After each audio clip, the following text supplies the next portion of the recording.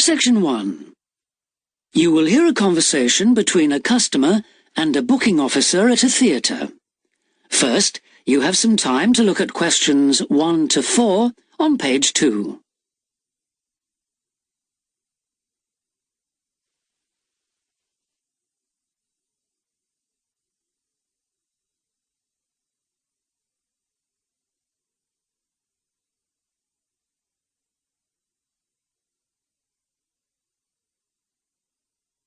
You will see that there is an example that has been done for you.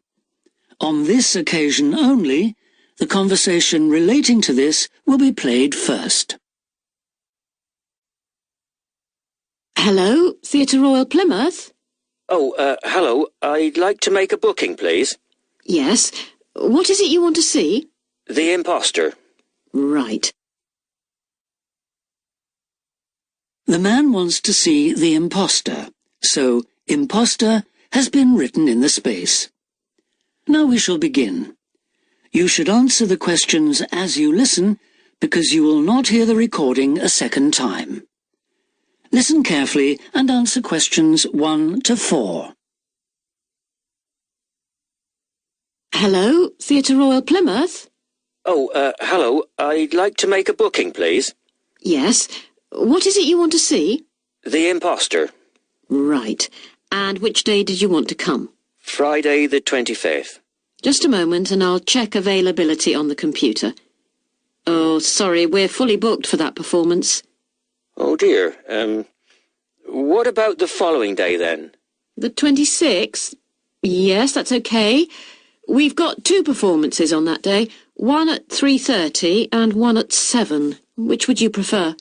Oh, the later one, please. How many people? Well, there are 4 of us. Are there any concessions? Any children? Oh, I'm not sure. My daughters are 15 and 12. Do they get concessions? Only the 12-year-old, I'm afraid. So that's 1 child and 3 adults. Any idea where you'd like to sit? Stalls or circle? Tickets for the stalls are a bit more expensive. £12 for adults and £8.50 for children. The circle costs £10.50 and £6.50. Do you get a good view from the circle? Oh, yes. And in fact, we've got some seats left at the front, if you'd like those. Right. We'll go for those then. Right, that's seats A21 to 24 then. They're very good seats. That sounds fine. So let's see, that comes to £38 altogether for the tickets. How do you want to collect them? Shall I put them in the post? They'd be sent today by first-class mail, and there'd be an additional charge of £1 to cover postage and administration. Or do you want to get them from the box office yourself? Oh, yes. Could you send them, please? No problem. That'll be £39 altogether. Before you hear the rest of the conversation, you have some time to look at questions 5 to 10 on page 2.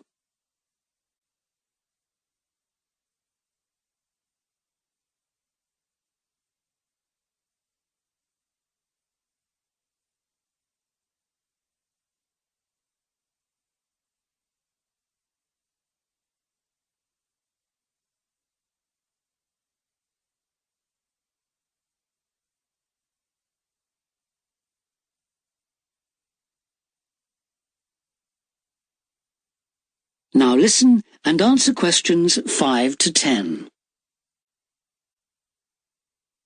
Could I just take your card details? What kind of card is it? Visa? Switch? MasterCard. OK. And the number? It's 3290 5876 4401 2899. 2899. OK. And the name on the card, please? It's Mr. J. Whitton. WHITTON. N for never or M for mother? N for never. Thank you. And now I've nearly finished, but I just need your address and postcode. Yes, it's 42 South Street, OK. Is that Plymouth? London. And the postcode? It's SW2 5GE. That's fine then. The ticket should be with you tomorrow. Is there anything else I can do for you? Yes, I was wondering if I could get regular information about what's on.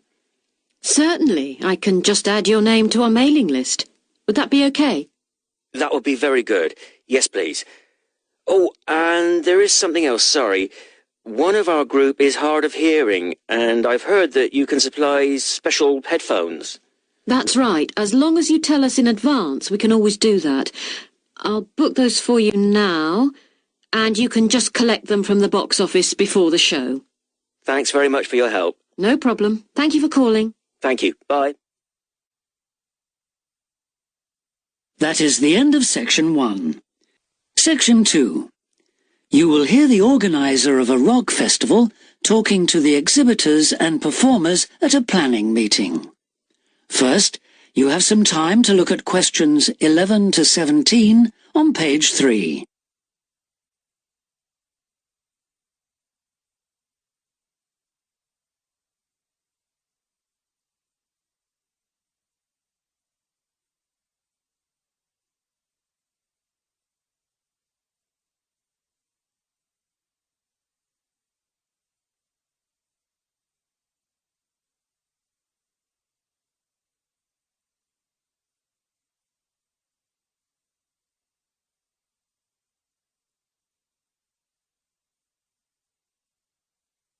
Now listen carefully and answer questions 11 to 17. Good evening, everyone. I'm glad you could all make this planning meeting for what promises to be the biggest and most colourful free rock festival ever held in the South East. So whether you're a performer, a craft exhibitor or an artist, we all extend a big welcome to you. Could we turn first to the plan so I can familiarise you with the layout of the site, which, as you know, is an old football stadium. We're really lucky to have so much space this year. You can see the main gate at the bottom of the plan. Have you found it? That's where most visitors will enter. It's also the entrance for those taking part in the craft fair. We've set the stalls just inside the gate on the left in a circle. If you walk straight ahead from the gate along the path without turning right, you'll come to some steps up to the football stadium. On the left of the steps is the fringe stage. This is for alternative artists. They include folk singers, poets and other acts which are more suited to a smaller stage. And they should also enter by the main gate. On the opposite side of the steps is a restaurant, and adjoining that is the main festival information point. Here you can get extra programmes and up-to-the-minute information about events, and you can discuss any last-minute problems, although we hope everything will be running smoothly when the festival opens. Coming back to the plan, you go up the stairs to the stadium. The entrance for the rock bands is on the far side, and on your right is the main stage, which will have powerful illumination and amplification throughout the weekend. There will probably be TV vehicles adjacent, that's in this area only, for recording purposes.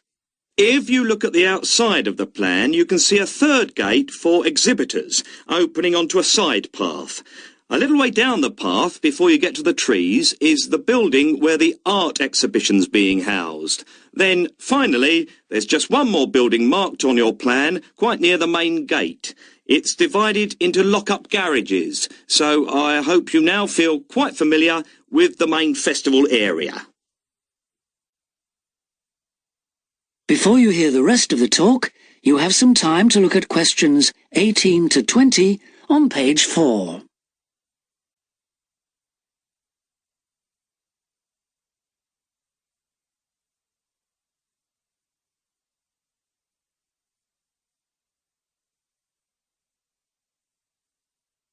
Now listen and answer questions 18 to 20. We also hope that you'll have received your welcome pack. In it you should find 2 parking tickets for yourself and anyone assisting you, an armband to indicate that you are an official visitor, one of our brilliant yellow badges with the new festival logo, festival programme, and several sheets of information that we'd ask you to study carefully before the event.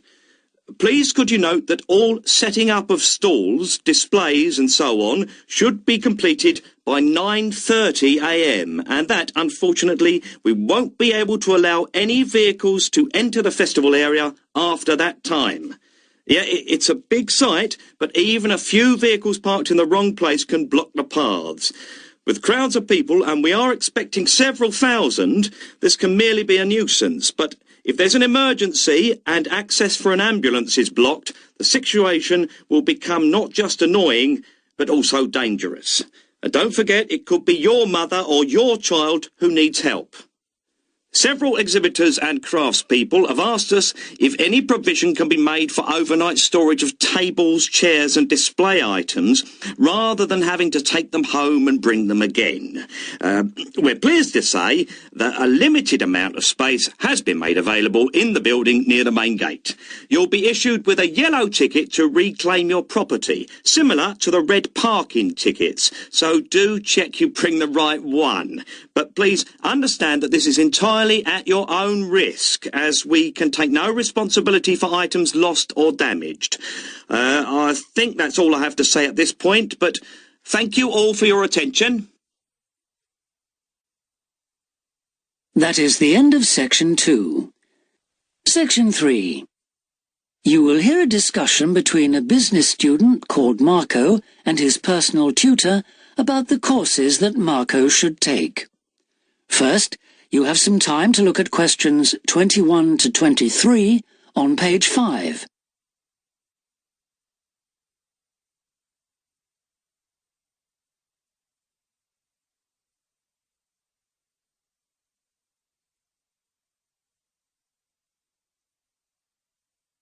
Now listen carefully and answer questions 21 to 23. Hi, Marco. Come in. Thanks. I've got a bit stuck trying to select courses for next semester. Could you help me, please? Of course. Sit down. First of all, most people just go for the areas of business that they're interested in, but even if something doesn't look very stimulating, it's important that you can use it once you get a job. It's not much good choosing areas that aren't going to be helpful later on. Right. I want to go into management, so I'll need to think about that. And should I start specialising in a particular area yet? I don't think that's wise at this stage. It's better to aim for a wide variety of subjects, especially as management covers so many possibilities. You shouldn't be limiting your choices for later on. Yes, I see. You should also look at how the course is made up. Will you have regular seminars and tutorials, for example, as well as lectures? OK. Some of the lecturers are quite big names in their fields, aren't they? Mm-hmm. Should I aim to go to their courses? Well, remember that the lecturers who aren't well known may still be very good teachers. I'd say we have a consistently high standard of teaching in this department, so you don't need to worry about it. Before you hear the rest of the discussion, you have some time to look at questions 24 to 30 on pages 5 and 6.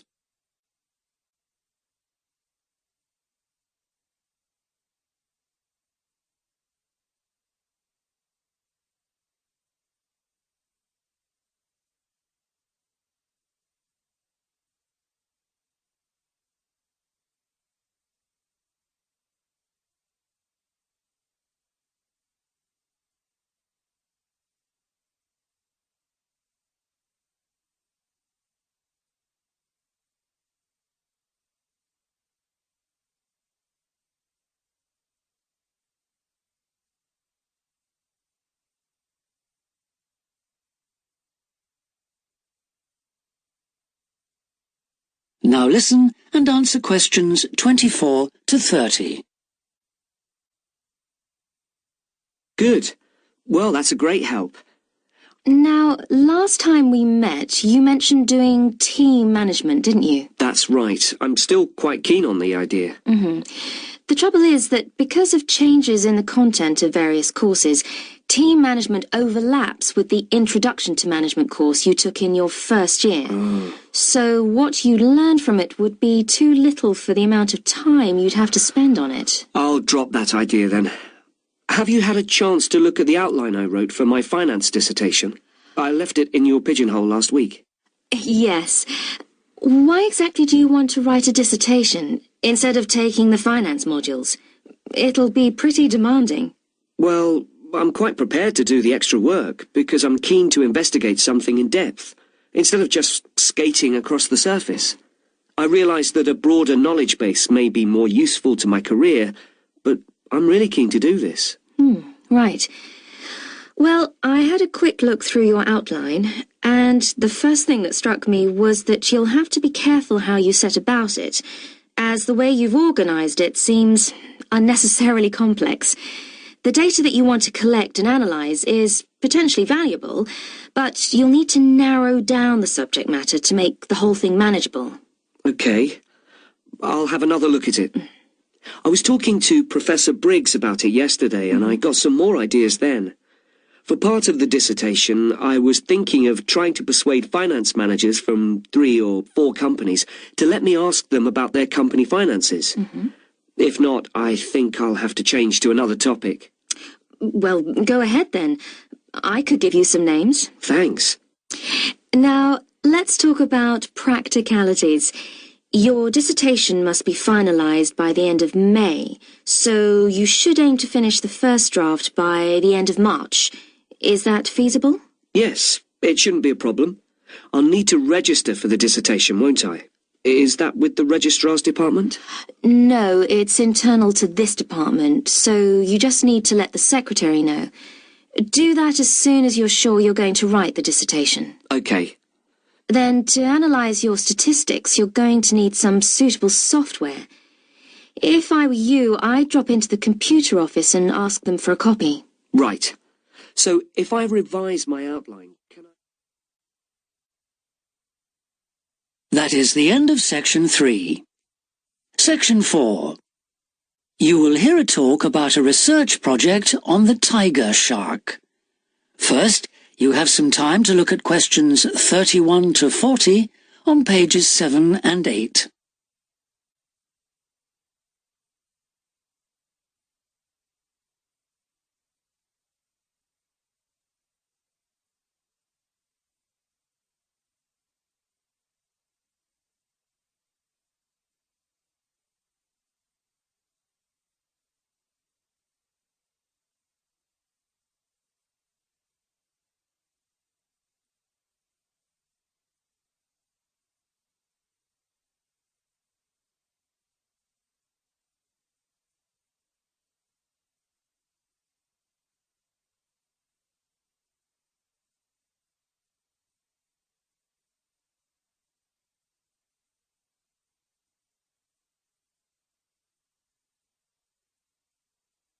Now listen carefully and answer questions 31 to 40. Good morning, everyone. Today I'm going to talk about the research project I've been involved in on the tiger shark. First of all, some background information. The tiger shark, also known as the leopard shark, is often thought to have got its name from its aggressive nature. But in actual fact, it's called that because it has dark bands, similar to those on a tiger's body. It is a huge creature, growing up to lengths of 6.5 meters. It can be found just about everywhere throughout the world's temperate and tropical seas, but it is most often found along the coast rather than the open sea. In terms of feeding, tiger sharks tend to be most active at night and are solitary hunters. Their preferred prey includes other sharks, turtles, seabirds, and dolphins, to name but a few. However, it's not uncommon to find garbage in its stomach. This is because it tends to feed in areas such as harbors and river inlets, where there is a lot of human activity. Now to the project itself. We are particularly interested in some studies that have been done in the Rain Island area. Observations here have shown that there is a large population of tiger sharks present in the summer during the turtle nesting season. However, during the winter months the sharks disappear. So we decided to do some of our own research there.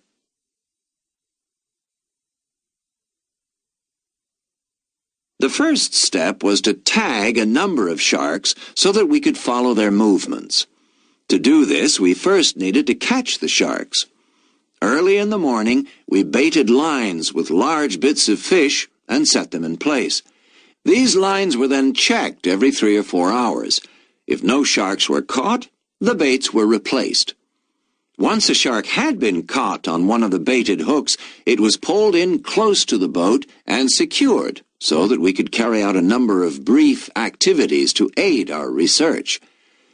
This usually took no more than about 10 minutes and was carried out as carefully as possible to minimize any stress to the shark.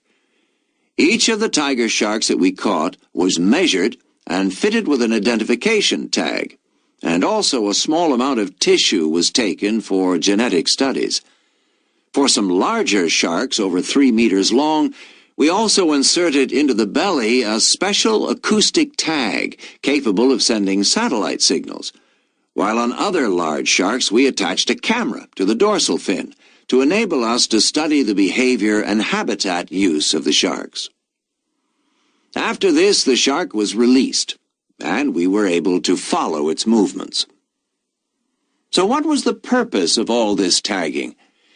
Well, while we were already familiar with some aspects of the tiger shark's behavior and food sources, what we hoped to do in this project was to see exactly what factors affected the migration patterns of tiger sharks and whether it was, in fact, food, weather, and reproductive needs. These are some of our findings. On February 21st, a large female shark, whom we named Natalie, was attracted to our research boat at the northern tip of Rain Island and fitted with one of the satellite tags I've just mentioned. No transmissions were received from Natalie between April 2nd and April 29th, indicating that she didn't surface to feed during this period. The area in which she was last reported is very shallow, suggesting that she may have changed her feeding preferences during this period to focus on prey found on the sea floor. We also made a number of other discoveries, thanks to the various transmitters we used. It seems that tiger sharks move back and forth between the ocean floor and the surface quite often. This may help the sharks conserve energy while they swim, but it probably also helps them hunt, since this movement back and forth maximizes its chances of not being detected by its prey until the last minute. So far, our findings have not been conclusive. However, we have gained some very interesting insights into the behavior of tiger sharks and are now hoping to develop our research further. That is the end of section 4. You now have half a minute to check your answers.